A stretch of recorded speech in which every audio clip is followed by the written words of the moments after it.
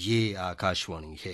कार्यक्रम country wide में प्रस्तुत है भारत की अध्यक्षता में G20 स्वास्थ्य कार्य समूह की पहली बैठक और स्वास्थ्य प्राथमिकताओं पर चर्चा। इसमें भाग ले रहे हैं भारतीय जन स्वास्थ्य प्रतिष्ठान के अध्यक्ष डॉक्टर के श्रीनाथ रेड्डी और आकाशवाणी संवाददाता कमल कुमार प्रजापति। भारत 1 दिसंबर 2022 से G20 की अध्यक्षता ग्रहण कर चुका है और 1 साल तक अपनी G20 की प्रेसिडेंसी में आयोजित हो रही बैठकों में विकास और अर्थव्यवस्था से जुड़े अनेक अहम विषयों पर चर्चाएं हो रही हैं, विमर्श हो रहे हैं। बैठकों की इस श्रृंखला में एक अहम विषय स्वास्थ्य का भी है और इस कड़ी में तिरुवनंतपुरम में पहली हेल्थ वर्किंग ग्रुप की बैठक शुरू हुई है और इस प्रेसिडेंसी में ऐसी 4 हेल्थ वर्किंग ग्रुप की बैठकें आयोजित होंगी और इसी सिलसिले में हेल्थ मिनिस्ट्रियल मीटिंग भी आयोजित होगी। तिरुवनंतपुरम में शुरू हुई बैठक के अलावा गोवा, हैदराबाद, तेलंगाना, गांधीनगर में इन बैठकों का आयोजन होने वाला है आने वाले समय में। डॉक्टर रेड्डी, अगर हम हेल्थ कोऑपरेशन की बात करें तो इस मामले में G20 का मंच एक बहुत अहम मंच हो जाता है और भारत की इस G20 प्रेसिडेंसी में हम आपसे पहले यही समझना चाहेंगे कि अंतर्राष्ट्रीय स्तर पर हेल्थ कोऑपरेशन की दृष्टि से जो ये हेल्थ वर्किंग ग्रुप की बैठकें हैं ये कितनी अहम है और जिस तरह से भारत ने कुछ हेल्थ प्रायोरिटीज भी सेट की हैं चर्चा के लिए, उनका क्या महत्व है। सबसे पहले इस मूल सवाल से ही हम चर्चा को शुरू करते हैं। इसका बहुत ज्यादा महत्व 2 कारणों के वजह से है। एक G7 का समीकरण माना जाता है, वो केवल विकसित देशों का, जिनके पास बहुत पैसा है, बहुत साधन है, उनका समीकरण है। वहाँ पे दूसरे देशों का आवाज नहीं सुनाई देता, मगर G20 में दूसरे देशों का भी प्रतिनिधित्व है और इसका बहुत आवश्यकता है, क्योंकि विश्व भर में जो कोई भी समस्या हो, खास करके स्वास्थ्य के विषय में, अगर सभी देशों का आवाज नहीं सुनाई दिया या उनका प्रतिनिधित्व नहीं हुआ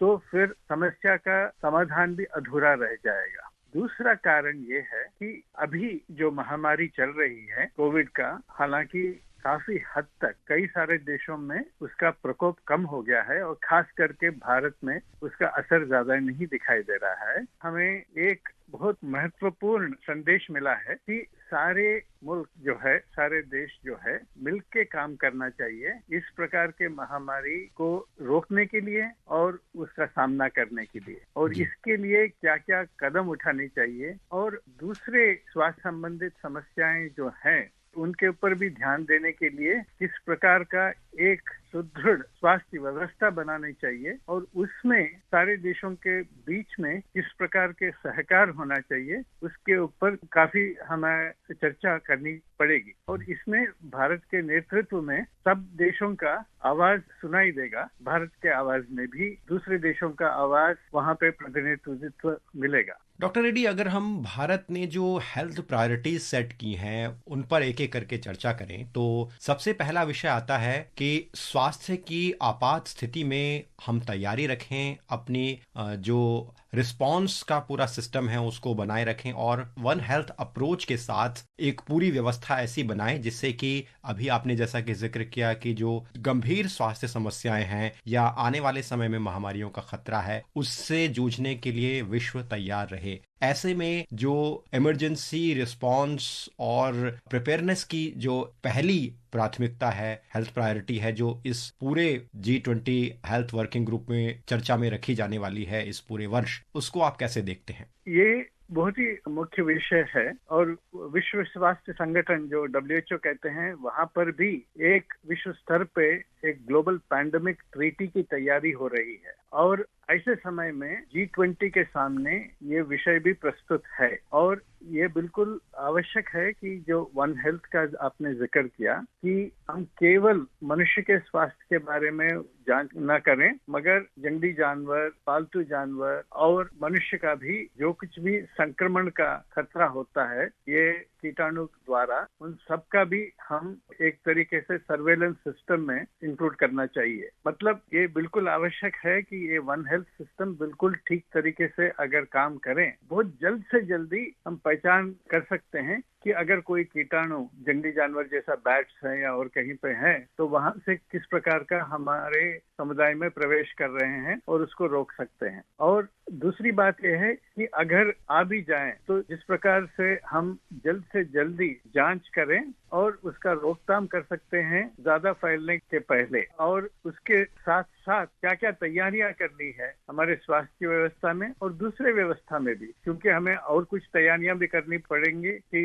हम कैसे समुदाय को हमारे साथ जुटा कर चलें। और दूसरा, स्वास्थ्य के अलावा दूसरे सर्विसेज चाहिए, जो इंफ्रास्ट्रक्चर का सर्विसेज चाहिए, ट्रांसपोर्टेशन का सर्विसेज चाहिए, सोशल सपोर्ट सिस्टम सर्विसेज चाहिए, इमरजेंसी प्रिपरेशंस किस प्रकार का होनी चाहिए, और किसी को अगर इन्फेक्शन हो गया तो किस प्रकार का आइसोलेशन करनी चाहिए, या संक्रमण हो गया तो अगर डर है तो क्वारंटीन का किस प्रकार अमल करना चाहिए। तो ये सारी चीजों के ऊपर ध्यान देना बिल्कुल आवश्यक है। और क्योंकि एक देश से दूसरे देश को आसानी से फैल सकता है, इसमें अंतर्जातीय सहकार भी बिल्कुल आवश्यक है। उसका पूरा एक ढांचा बनाने के लिए G20 का कार्यक्रम बिल्कुल काम करेगा और उससे फायदा भी होगा। जो दूसरी हेल्थ प्रायोरिटीज है वो बहुत अहम इसलिए हो जाती है क्योंकि हमने देखा है कि ये कोविड महामारी का दौर रहा है, इसमें चाहे वो उपचार हो या वैक्सीन हो, इन्होंने बहुत बड़ा रोल निभाया है। और ख़ास तौर पर हम जब गंभीर स्वास्थ्य समस्याओं को देखते हैं, महामारियों को देखते हैं, तो उसमें उपचार और टीकों का निर्माण एक बड़ा महत्वपूर्ण विषय बन जाता है। तो ये विचार किया जा रहा है कि जो वैक्सीन है या उपचार है उसके माध्यम हैं वो सस्ते हों, सुरक्षित हों, प्रभावी हों, और ऐसे मेडिकल ऑप्शंस जब प्रभावी और सस्ते और सुलभ होंगे तो इस बात पर फोकस है कि सभी देश इससे लाभान्वित हों। तो इस थीम के तहत, हेल्थ प्रायोरिटी के तहत, ये कोशिश है कि जो विश्व का फार्मा क्षेत्र है वो भी मजबूत हो, जिससे कि आपसी सहयोग देशों में बढ़े। तो इस हेल्थ प्रायोरिटी को आप कैसे देखते हैं? अगर महामारी फैल गया किसी देश में या सारे विश्व में, उसका इलाज करना भी बिल्कुल आवश्यक है जल्द से जल्द। और आपने जैसा कहा, प्रभावी वैक्सीन बनाना जिससे कि हमें रक्षा मिल सकता है गंभीर बीमारी से, और दवाइयों का भी बनाना जिससे बहुत तीव्र बीमारी जिनको होता है उनका जान बचाने के लिए। ये डायग्नोस्टिक टेस्ट भी, मतलब जल्द से जल्दी जांच कर बीमारी का ठीक पहचान करना, ये सारे बिल्कुल आवश्यक है। और ये वैक्सीन, फार्माकोलॉजिकल इंटरवेंशन जो हम दवाइयों के ऊपर आधारित करते हैं, और डायग्नोस्टिक्स मतलब जांच के जो परिकर होते हैं हमारे पास, तो वो सारे हमें उपलब्ध होनी चाहिए। और भारत में इसका काफी तजुर्बा है। जैसा हमने देखा है कि कोविड के समय वैक्सीन हमने बहुत ही अच्छे बनाए हैं और दूसरे देशों को भी हमने सप्लाई किया है। और दवाइयों की बात आई तो कई सारी दवाइयों को बहुत सारे देशों को हम पहले भी पहुंचा चुके हैं और अभी भी पहुंचाने का काबिलियत हमारे देश में है। मगर इसके लिए हमें सारे देशों को एकजुट करके देखना चाहिए कि किसी भी देश में जब ये खतरा होता है, आवश्यक वैक्सीन का, आवश्यक दवाइयों का, आवश्यक डायग्नोस्टिक टेस्ट का अभाव ना हो और समय पे मिले। ये कोविड के समय में देखा गया कि कई सारे देशों में ये उपलब्ध नहीं थे ठीक समय पर, जैसा कि अफ्रीका में उपलब्ध नहीं थे ठीक समय पर। तो ये G20 के द्वारा अगर हम इस प्रकार के ढांचा बनाए कि विश्व भर में कभी भी किसी समय अगर इस प्रकार का हमें खतरा दोबारा आए तो हम पूरी तैयारी से रहें कि ठीक तरीके के वैक्सीन जल्द से जल्दी बने विश्व भर के लिए और ठीक समय पे पहुंचाए जाएं, और उसी प्रकार दवाइयां और डायग्नोस्टिक टेस्ट भी सबको जल्द से जल्दी उपलब्ध हो। तो इसके लिए भारत का नेतृत्व बहुत ही महत्वपूर्ण होगा क्योंकि हमें अभी तजुर्बा है और हमें काबिलियत है। डॉक्टर रेड्डी, एक जो तीसरा और अंतिम विषय है हेल्थ प्रायोरिटीज में, वो बड़ा अहम है आज के दौर के लिहाज से अगर हम इसे समझें। स्वास्थ्य क्षेत्र में इनोवेशन और डिजिटल सॉल्यूशन की अहमियत, ये बहुत इस दौर में इसलिए अहम है क्योंकि हम सभी जानते हैं कि जो डिजिटल तरीके हैं वो स्वास्थ्य समस्याओं के समाधान में एक बड़ी भूमिका निभाते हैं। और खास तौर पर कोविड महामारी का क्योंकि हम यहाँ बार बार जिक्र कर रहे हैं, तो इस लिहाज से हमने डिजिटल सॉल्यूशंस को देखा है जिसमें भारत ने अपनी एक बड़ी अहम भूमिका निभाई है। इस विषय को कैसे देखते हैं कि स्वास्थ्य के क्षेत्र में विश्व में जो प्रयोग हो रहे हैं डिजिटल समाधान के, वो कितने अहम हैं और बहुत गंभीर स्वास्थ्य समस्याओं को भी डिजिटल सॉल्यूशंस के जरिए सुलझा सकते हैं? आगे चल के डिजिटल हेल्थ का काफी प्रभाव रहेगा चिकित्सा के क्षेत्र में, और केवल चिकित्सा के क्षेत्र में भी नहीं, डायग्नोस्टिक एरिया में बीमारी का पहचान करने में, या जो आंकड़े हैं किसी चीज के बारे में स्वास्थ्य क्षेत्र में, उसको जल्द से जल्दी हासिल करने के लिए, ताकि ठीक तरीके का समाधान भी हम दे सकते हैं। तो ये सारी चीजों के लिए डिजिटल हेल्थ बहुत महत्वपूर्ण है। खास करके अगर देखा जाए तो डिजिटल हेल्थ के जरिए हम डायग्नोस्टिक टेस्ट बिल्कुल घर के पास पहुंचा सकते हैं, पॉइंट ऑफ केयर डायग्नोस्टिक्स। और उसके बाद में जो प्राथमिक सेवा के कर्मचारी हैं, डॉक्टर की जरूरत नहीं है, वहाँ पे ऐसे कर्मचारी भी जो हैं, आशा, ऑक्सीजन नर्स, मिडवाइफ जैसे भी, उनके पास अगर एक डिजिटल डिवाइस हो, हैंड हेल्ड डिवाइस हो, जिसके अंदर हम डायग्नोस्टिक और ट्रीटमेंट एल्गोरिदम उसको हम वो डिजिटल डिवाइस में जोड़ दें, तो फिर उससे वहाँ पे पहचान के अलावा जल्द से जल्दी बीमारी का पहचान हो सकता है और इलाज का भी शुरुआत हो सकता है। और उसके साथ साथ टेली हेल्थ के द्वारा जो एडवांस्ड हेल्थ के सेंटर्स हैं डिस्ट्रिक्ट हॉस्पिटल में या मेडिकल कॉलेज हॉस्पिटल में, जहाँ पे भी उनके साथ संपर्क हो सकता है, ताकि